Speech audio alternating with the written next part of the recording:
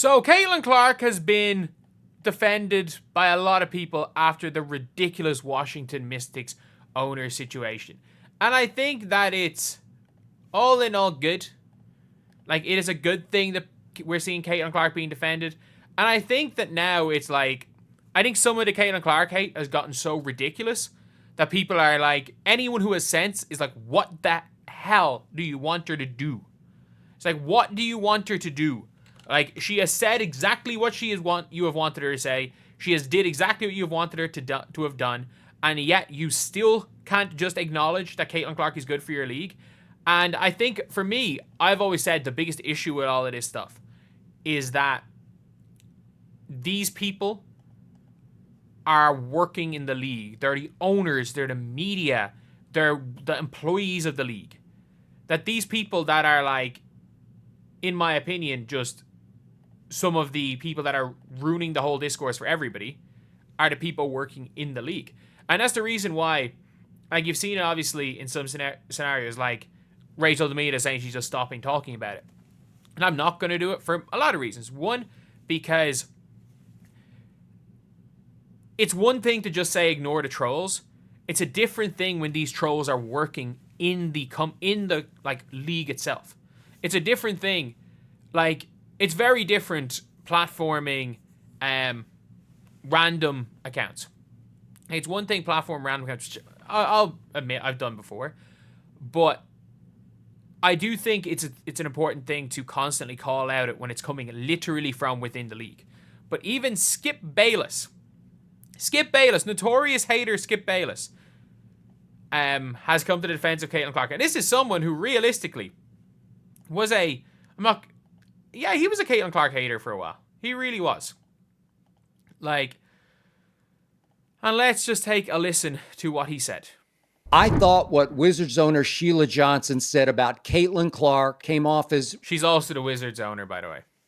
Racist. Johnson said she did not agree with Time magazine making Caitlin Clark the first ever WNBA player to be Athlete of the Year. Johnson said the entire WNBA should have been chosen as the League of the Year and that numerous stars should have been put on the cover. She said the WNBA has a long legacy of black stars and that, and I quote, something clicked with the WNBA last year because of the draft. It's not just Caitlin Clark, okay? Now allow me to tell you how I interpret everything Sheila Johnson said about Caitlin Clark. The majority of WNBA players are black. Basketball belongs more to black players, and that it's not healthy for the league to have a white player featured as Athlete of the Year on the cover of Time. Now, I'm pretty sure if WNBA MVP Asia Wilson had made the cover of Time, Johnson wouldn't have had any problem with that.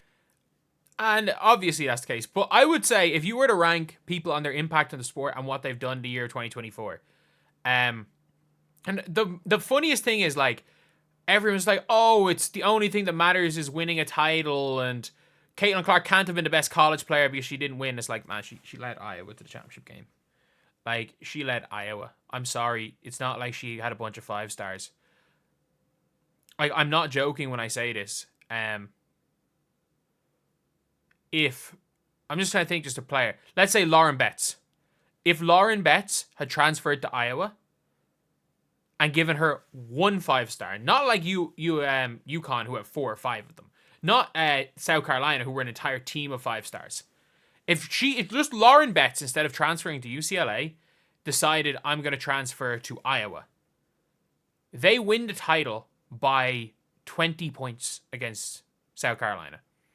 The only reason they lost the game was because they had no matchup for Ashlyn Watkins or Camila Cardoso because their center was 6'2". And it's funny being like, saying, oh, her college season doesn't matter because she didn't win. I'm sorry, like, did Adam Morrison or JJ Redick win in 06? No, Florida did. But, like, we're not talking about Corey Brewer's that year.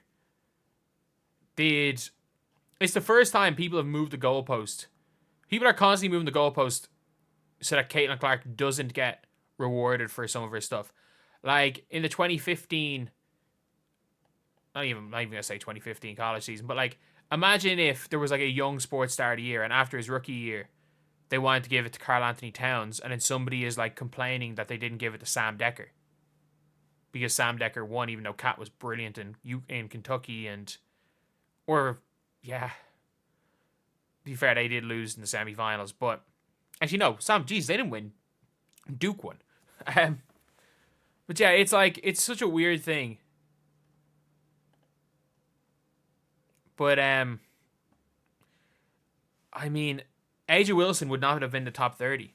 Like, if Caitlin Clark doesn't win it, I would have potentially just said, because of her impact in the sport, you got to give it to Caitlin Clark. And the amount of people saying Coco Gauff should have won. Coco Gauff didn't win a slam last year. She didn't win a slam. She wasn't the best player in the world last year. Like, Sabalenka won a slam. Swiatek won a slam. And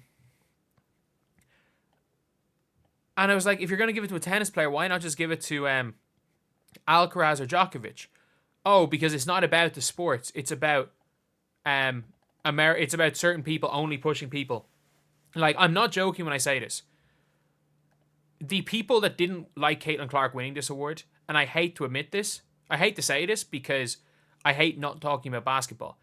Every single one of their alternatives is a woman of one specific race as their alternatives. And the reality of the situation is the best player in the world and the biggest sport in the world was Rodri. There was a female Olympian who won 5,000, 10,000 and the marathon at the Olympics. If you wanted to give it to her, fair play. Doesn't have the same impact, but they're saying it should go to A'ja or Coco Gauff. Why? Because A'ja won an Olympics, it's a guaranteed win, and she led her team to 10 less wins than last year and got destroyed in the playoffs. So winning is all that matters. So Caitlin Clark's season doesn't matter in college because she lost to these people. Even though she had probably the greatest individual year of college basketball anyone has ever had. And but A'ja Wilson's season where she lost, where her team did worse than the year before and did much worse in the playoffs and got destroyed in the playoffs, her season is the best season ever, even though she lost way earlier than Caitlin Clark did in college and in way worse fashion and had a way worse season. But you discount Caitlin Clark, what she did to the WNBA, and people are like, oh, Caitlin Clark didn't even have one of the best rookie years ever. She literally, we were like, oh, it's only 7 extra wins. They didn't try their last couple of games. Once they won 20 games, they downed tools.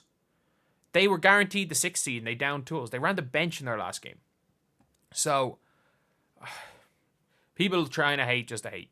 Just not the white girl. Well, that skinny white girl was the best thing that ever happened to the WNBA. She's already the most exciting and entertaining player in the league, the one you can't take your eyes off of. The biggest reason she was chosen Athlete of the Year by Time, Caitlin Clark lifted the WNBA into the national consciousness. Sheila Johnson and every WNBA star should thank God every morning and every night for Caitlin Clark.